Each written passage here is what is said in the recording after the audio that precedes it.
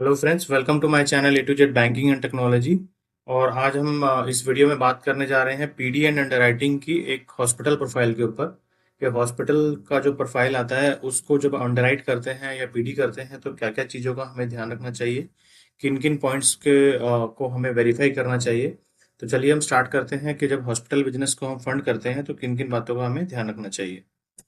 तो सबसे पहला पॉइंट हम बात कर रहे हैं बिजनेस प्लान की। बिजनेस प्लान जो है हॉस्पिटल का वो आपको समझना है। तो बिजनेस प्लान में आपको बेसिकली क्या है कि review the hospital the business plan कि बिजनेस जो हॉस्पिटल है उसका क्या विजन है, क्या उसका मिशन है, कब स्टार्ट हुआ है, क्या उसके ऑब्जेक्टिव्स हैं, क्या उसकी स्ट्रैटेजी है ग्रोथ के लिए कि आज उन्होंने हॉस्पिटल जो स्टार्ट किया है या पिछले कुछ टाइम से जो उनका हॉस्पिटल चलता आ रहा है उसके प्रीवियस ट्रैक्स क्या हैं और फ्यूचर प्लान क्या है।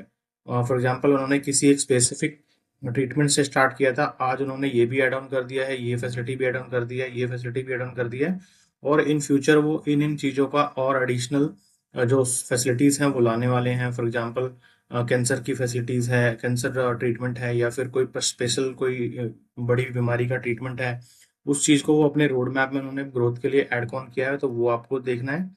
देन आपको उसके बिजनेस मॉडल को समझना है कि वो किस टाइप के बिजनेस मॉडल को रन कर रहे हैं। फॉर एग्जांपल उनके पास सेल्फ फाउंड अपने डॉक्टर्स हैं, वो अपने डॉक्टर्स जो कि उनके स्पेशलिस्ट हैं उनको हायर किया हुआ है, या वो वहाँ वो जो डॉक्टर्स हैं उनको बाय रेंट या बाय हायरिंग के प्रोस्पेक्टिव से रखते हैं। तो आपको वो टाइप का बिजनेस समझना है कि वो हॉस्पिटल में जो सर्विसेज दे रहे हैं वो उनकी सेल्फ फाउंड सर्विसेज हैं या फिर वो उसको कहीं से बाय आउट करते हैं या वो उन्होंने डॉक्टर जो है वो हायर किए हैं ऑन बेसिस ऑफ कॉन्ट्रैक्ट। तो उस टाइप के आपको बिजनेस मॉडल को समझना है कि कैसे वो हॉस्पिटल रन हो रहा है। देन आपको इसके साथ साथ समझना है कि उसका जो एरिया है उस एरिया का मार्केट डिमांड क्या है, कंपटीशन क्या है उस एरिया में, और उसके लोकेशन को आपको एनालाइज करना है कि उस एरिया में कितने हॉस्पिटल्स हैं, क्या पोटेंशियल बेस्ड कस्टमर है वहाँ पे, और उसका मार्केट कंपटीशन कितना स्ट्रांग है। इसके साथ साथ आपको इस टाइप के जब आप एनालिसिस करते हैं तो वहाँ पे हॉस्पिटल की रेपुटेशन, फैसिलिटी एंड सर्विसेज जो है वो काफ़ी इंपॉर्टेंट हो जाती है और जो फीडबैक है कस्टमर का वो काफ़ी इंपॉर्टेंट हो जाता है। बिकॉज रेपुटेशन, फैसिलिटी और जो कंपटीशन है, जो फीडबैक है हॉस्पिटल का और जो फैसिलिटी वो सर्विस ऑफर कर रहे हैं उसी के बेसिस पे वहाँ पे कस्टमर के फुटफॉल की नंबर जो है वो डिपेंड करते हैं। अगर ये सारी चीज़ें अच्छी हैं तो आपके कस्टमर फुटफॉल ज़्यादा होंगे, आपकी जो हॉस्पिटल की अर्निंग है वो ज़्यादा होगी। और अगर ये रेपुटेशन, आपका फैसिलिटी, सर्विसेज और फीडबैक जो है गलत है तो वो आपके हॉस्पिटल को कहीं ना कहीं रेवेन्यू में डायरेक्ट इम्पैक्ट करेंगे। तो ये आपको बिजनेस मॉडल समझना है, उसके मार्केट को, उसके डिमांड को, उसके लोकेशन को और उसके सर्विसेज और फैसिलिटीज को समझना है। देन आप उसके फाइनेंशियल स्टेबिलिटी के बारे में आ जाइए, जहाँ पे आप उसकी प्रॉफिटेबिलिटी को आप सर्च कीजिए। प्रॉफिटेबिलिटी आप कैसे देख सकते हैं, लास्ट फाइनेंशियल ईयर जो स्टेटमेंट आपको प्रोवाइड किए गए हैं कि पिछले फॉर एग्जांपल 3-4 साल पुरानी हॉस्पिटल है या 10 साल पुराना हॉस्पिटल है, तो आप ये देखिए कि उन्होंने जब स्टार्ट किया था इनिशियल डे में उनका क्या फाइनेंशियल्स था और आज की डेट में वो ग्रोथ करके कहाँ पे पहुंच गए हैं। और लास्ट 2-3 ईयर्स का जो फाइनेंशियल्स हैं आप उसको डीपली स्टडी कीजिए कि लास्ट 2-3 ईयर्स में उनके फाइनेंशियल्स का क्या ग्रोथ था, टर्नओवर क्या थी वहाँ पे, प्रॉफिटेबिलिटी क्या निकल के आ रही थी, ऑपरेटिंग कॉस्ट क्या था, क्या वैल्यू एडिशन उन्होंने उसमें किया था, कोई नया प्लान, नया कोई डिवीजन स्टार्ट किया, नई कोई जो सुविधा है वो ऐड ऑन करी तो उससे उसकी जो अपेक्स कॉस्ट है, ऑपरेटिंग कॉस्ट है, वो कितने परसेंट इंक्रीज हुई और उसका टर्नओवर पे क्या इम्पैक्ट आया। ये सारी चीज़ें आपको वहाँ पे देखनी है और उससे end of the day profit पे क्या इम्पैक्ट आया वो आपको वहाँ से एनालाइज करना है लास्ट 2-3 ईयर्स के फाइनेंशियल से। और इसके अलावा आपको प्रोजेक्शंस लेने हैं कि जो आगे नेक्स्ट कमिंग 3-4 ईयर्स है या जितने टाइम के लिए आप लोन लेने देने जा रहे हैं, फॉर एग्जांपल 5 ईयर्स के लिए, 10 ईयर्स के लिए, तो आप उनसे एटलीस्ट नेक्स्ट 3-4 ईयर्स का या 5 ईयर्स का आप प्रोजेक्टेड प्लान्स लीजिए कि आपका प्रोजेक्शंस क्या है, आपकी टर्नओवर कहाँ से कहाँ तक जाने वाली है, क्या प्रॉफिटेबिलिटी आने वाली है, कोई नया स्ट्रैटेजिक डिसीजन तो नहीं है इसमें, कोई नई इन्वॉल्वमेंट तो नहीं करने वाले हैं, कोई नया यूनिट तो नहीं स्टार्ट करने वाले हैं, कोई नई जो मेडिकल सुविधा है या फिर कोई नई बीमारी है उसके लिए आपने कोई इक्विपमेंट या कोई नया सेटअप डालने वाले हैं, तो उसकी कॉस्टिंग प्लस उसका प्रॉफिटेबिलिटी का आप एक प्रोजेक्शन लीजिए सो दैट क्या आपको अंडरस्टैंड हो कि जो कंपनी ग्रोथ है वो किस लेवल पे जाएगी और आपका जो ईएमआई है उस हिसाब से कहाँ फॉल करेगा। इसके साथ साथ आप उसका कैश फ्लो देखिए, करंट में क्या कैश फ्लो है। कैश फ्लो स्टडी करने के लिए आपको ये देखना है कि उसकी कितनी इनकम आ रही है और कितने उसके ऑपरेटिंग कॉस्ट हैं, जिसमें कॉस्ट में आप उसके मेजरली आप रेंट देख सकते हैं, उसके स्टाफ की सैलरी है, डॉक्टर्स की सैलरी है, इक्विपमेंट्स हैं, इन्वेंट्री परचेज हैं, डेली यूज करने वाले आइटम्स हैं, मेडिकल्स हैं, लाइसेंसिंग है, तो उनके रिन्यूअल्स फीस हैं। तो ये सारी आपकी जो एक्सपेंसेस हैं उसको देखते हुए आप उसके इनकम को देखिए कि कितने कस्टमर्स जो हैं वो वीकली बेस पे, डेली बेस पे, मंथली बेस पे ऑपरेट कर रहे हैं और वहां से क्या रिवेन्यू जनरेट कर रहे हैं। तो ये आपको कैश फ्लो एनालिसिस करना है। अब कैश फ्लो एनालिसिस के बाद आपको देखना है कि कस्ट जो हॉस्पिटल है उसके ऊपर डेप्ट कितना है, डेप्ट टू इनकम रेशो क्या है, जिसे हम फोयर भी बोलते हैं या डीबीआर भी बोलते हैं। तो डेप्ट टू इनकम रेशो को आपको इसलिए एनालिसिस करना है क्योंकि आपको देखना है कि जो टोटल आपका डेप्ट है और जो टोटल इनकम है उसके बीच में क्या रेशो है। अगर आपकी ये रेशो जो है जितना ही ज़्यादा लोअर होंगे, अगर आपका ये रेशो बहुत लोअर होगा तो आपका जो डिफॉल्ट का रेट है वो काफ़ी कम रहेगा। मतलब आप ये मान सकते हैं कि जो आपका जो कस्टमर है वो डेप्ट फ्री है या बहुत ही मिनिमम या नॉमिनल डेप्ट उसने ले रखा है, तो आपका जो ईएमआई है वो भरने के ज़्यादा चांसेस रहेंगे, उसमें डिफॉल्ट होने के चांसेस कम रहेंगे। तो इस हिसाब से आपको वहाँ का डीबीआर सर्च कर लेना है, फॉर रेशो देख लेना है। साथ ही साथ उसमें आपको वहाँ पे ये अंडरस्टैंड करना है कि जो आपसे वो लोन की डिमांड कर रहा है उस लोन का लेने का क्या पर्पज़ है और उसका जो अमाउंट है वो कहाँ यूटिलाइज करने वाला है।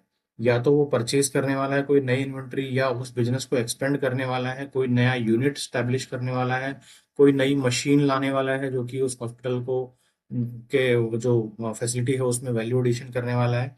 तो ये आपको एंड यूज यहाँ पे समझना है कैश फ्लो एनालिसिस के में अंदर।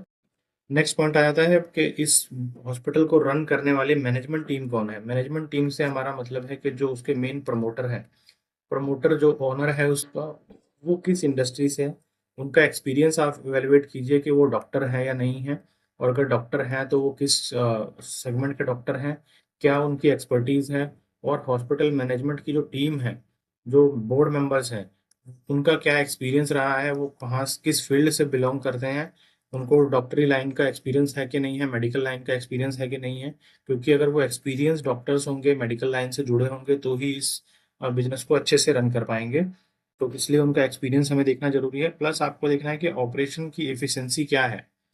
तो ऑपरेशन की एफिशिएंसी को आपको चेक करने के लिए आपको पहले बेड की ऑक्यूपेंसी रेट देखना पड़ेगा कि मान लो अगर आपके पास अगर 100 बेड्स हैं तो उस 100 बेड्स में से कितने बेड्स ऑक्यूपाइड है, कितने बेड्स ऑक्यूपाइड हैं। फॉर एग्जांपल अगर आपके 80 बेड्स ऑक्यूपाइड रहते हैं तो आपकी 80% ऑक्यूपेंसी है, जिससे आपको ये क्लियर हो जाएगा कि भाई बंदे को इनकम आती है।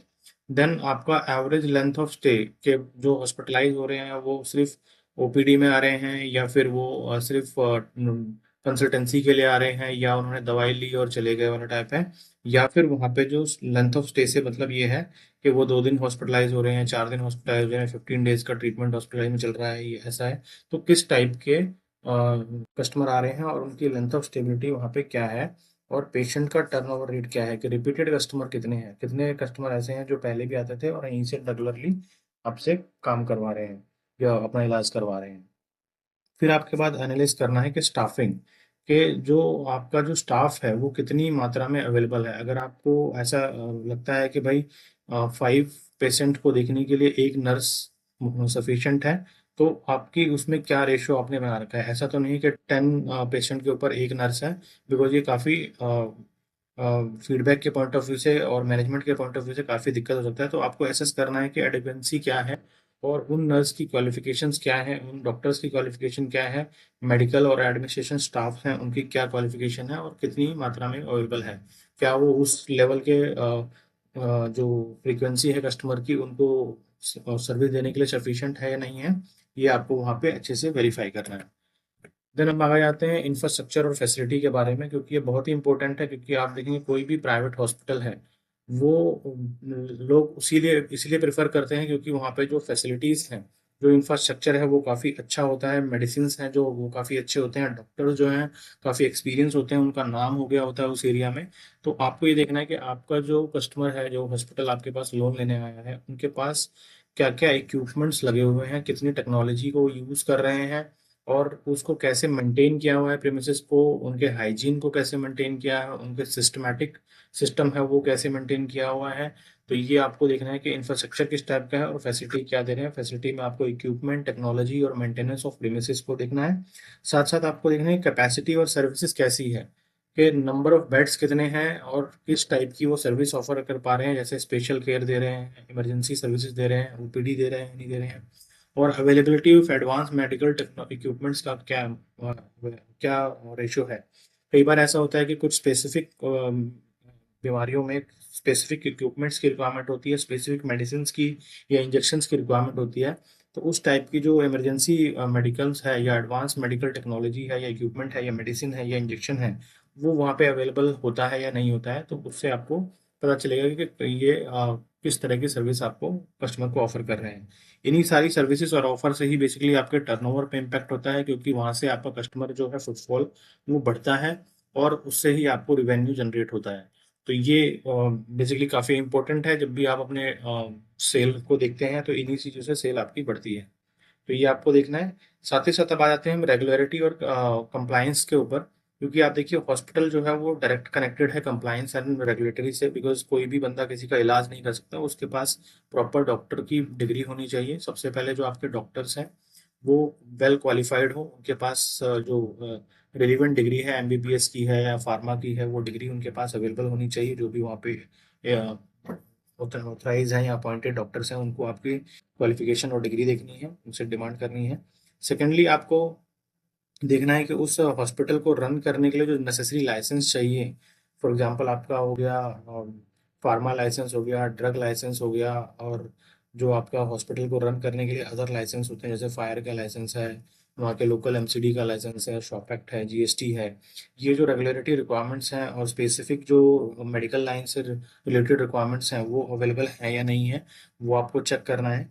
तो ये काफ़ी इंपॉर्टेंट है। अगर ये लाइसेंस नहीं होता है तो हॉस्पिटल बंद हो सकते हैं और उससे आपको काफ़ी इम्पेक्ट पड़ सकता है आपकी रिपेमेंट में। और आपको ये भी देखना है कि वो जो एक हेल्थ स्टैंडर्ड की जो मिनिमम रिक्वायरमेंट है उनको पूरा कर पा रहे हैं या नहीं कर पा रहे हैं, वो भी उनको काफ़ी अच्छे से आपको चेक करना है।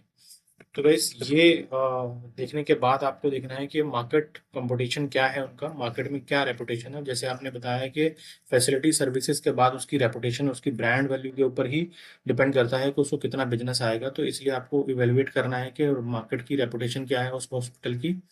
बट जो पेशेंट है उसका सेटिस्फेक्शन स्कोर क्या है, क्या फीडबैक है पेशेंट्स का, कि भैया ये इलाज अच्छा हो जाता है, यहाँ पे रीजनेबल प्राइस पे इलाज हो जाता है, विद इन टाइम इलाज हो जाता है, कोई लापरवाही नहीं बरती जाती है। तो इस टाइप के आपको चीज़ों को देखना है। उसमें कोई लीगल या कोई एथिकल इश्यू पास्ट में रहा हो तो आप उसे वेरीफाई कीजिए, उनसे पूछिए कोई ऐसा इंसिडेंट रहा हो जहाँ पे आपको लीगल चैलेंजेस आए हों।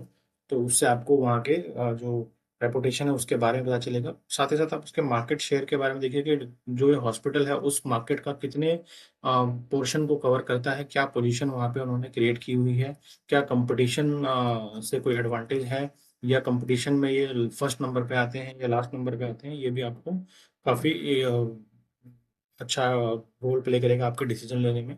बिकॉज अगर वो सबसे पुअरेस्ट हॉस्पिटल में है तो आपको कहीं ना कहीं ये देखना पड़ेगा कि वहाँ के कुछ ना कुछ फैसिलिटीज़ जो हैं वहाँ, या कोई और मार्केट रेपुटेशन है वो कोई दिक्कत है, या फिर कोई एथिकल प्रैक्टिस की दिक्कत है, या फिर उनके कोई लीगल इश्यूज में दिक्कत है, या कोई प्रीवियस ट्रैक ऐसा रहा है जहाँ से हॉस्पिटल को टर्नओवर आने में दिक्कत रहेगी, फुटफॉल आने में दिक्कत रहेगी। तो इस चीज़ों को आपको चेक करना है। प्लस आपको ये देखना है कि जो फंड्स के लिए कस्टमर आया है उसको आप क्लेरिफाई कीजिए कि फंड्स का क्या यूटिलाइजेशन होने वाला है। कोई वो नया बिजनेस एक्सपेंड करने वाले हैं, कोई यूनिट बढ़ाने वाले हैं, कोई या कोई इक्विपमेंट परचेज करने वाले हैं, या उनको वर्किंग कैपिटल की शॉर्टेज है। तो ये आपको and use of the fund समझना है। इसको फंड समझने के लिए आपको वहाँ के जो जिस टाइप का भी वो फंड रिक्वायरमेंट बोलता है आप उसको पूछिए कहाँ पे आप इसको यूटिलाइज करने वाले हैं, क्या क्या इक्विपमेंट्स आप खरीदने वाले हैं, या वर्किंग कैपिटल गैप है तो क्यों है। तो इस चीज़ को आपको अंडरस्टैंड करना है। इसके अलावा आपको ये भी देखना है कि जो फंड स्ट्रक्चर है कंपनी में वो कैसा है, मिक्स ऑफ डेप्ट है या टोटल प्रमोटर की इक्विटी है। और अगर डेप्ट है तो डेप्ट वो कितना है, क्योंकि डेप्ट अगर बहुत ज़्यादा है तो वो काफ़ी प्रॉब्लमेटिक आपके लिए हो सकता है। और इक्विटी अगर मैक्सिमम है तो वो आपके लिए काफ़ी लो रिस्क वाला कस्टमर हो सकता है। तो गाइस ये कुछ चीज़ें थी जहाँ पे हमें इन पैटर्न्स को ध्यान रखते हुए हमें देखना होता है। मैं एक बार को फिर से रिपीट कर देता हूँ, जहाँ पे आपको बिजनेस प्लान और उसका मॉडल समझना है, फिजिबिलिटी कंपटीशन देखना है, देन उसके आपको उसके फाइनेंशियल्स को अच्छे से देखना है, जिसमें प्रॉफिटेबिलिटी देखनी है, कैश फ्लो देखना है, डीबीआर देखना है, और उसके बाद आपको मैनेजमेंट के बारे में समझना है कि मैनेजमेंट टीम में कौन कौन है, क्या उनका प्रीवियस एक्सपीरियंस है, ऑपरेशन एफिशिएंसी कैसी है, बेड ऑक्यूपेंसी कैसी है, स्टाफ कैसा है। देन फिर आपको उसकी इंफ्रास्ट्रक्चर और फैसिलिटी के बारे में देखना है। देन उसके आपको रेगुलेटरी रिक्वायरमेंट, लाइसेंसिंग और परमिट्स के बारे में देखना है। उसके बाद आपको उसका मार्केट कंपटीशन चेक करना है, रेपुटेशन चेक करनी है, और एंड में आपको उसका एंड यूज ऑफ फंड्स देखना है। इसके अलावा भी आपको फाइल्स के अंदर कोई स्पेसिफिक क्वेरी हो तो आप उससे पूछ सकते हैं और उसको अंडरस्टैंड कर सकते हैं। तो गाइस होपफुली आपको ये वीडियो पसंद आई होगी। अगर आपको ये वीडियो अच्छी लगी तो एक लाइक ज़रूर कीजिएगा, और अगर इस चैनल पर नए हैं तो कमेंट करके बताइएगा कि आपको ये वीडियो कैसे लगी। और अगर आप इसमें फर्स्ट टाइम आए हैं तो इस चैनल को सब्सक्राइब कीजिए, क्योंकि इस टाइप के काफ़ी वीडियोस आपको प्रोफाइल वाइज यहाँ देखने को मिल जाएंगे। इसके अलावा आपको इनकम कैलकुलेशन की काफ़ी वीडियो मिल जाएंगी, और लेंडिंग से रिलेटेड काफ़ी सारी वीडियो आपको इस चैनल पे देखने को मिल जाएंगी। तो गाइस तो इस चैनल को सब्सक्राइब कर लीजिए। मिलते हैं अगली वीडियो में, तब तक थैंक यू, बाय बाय।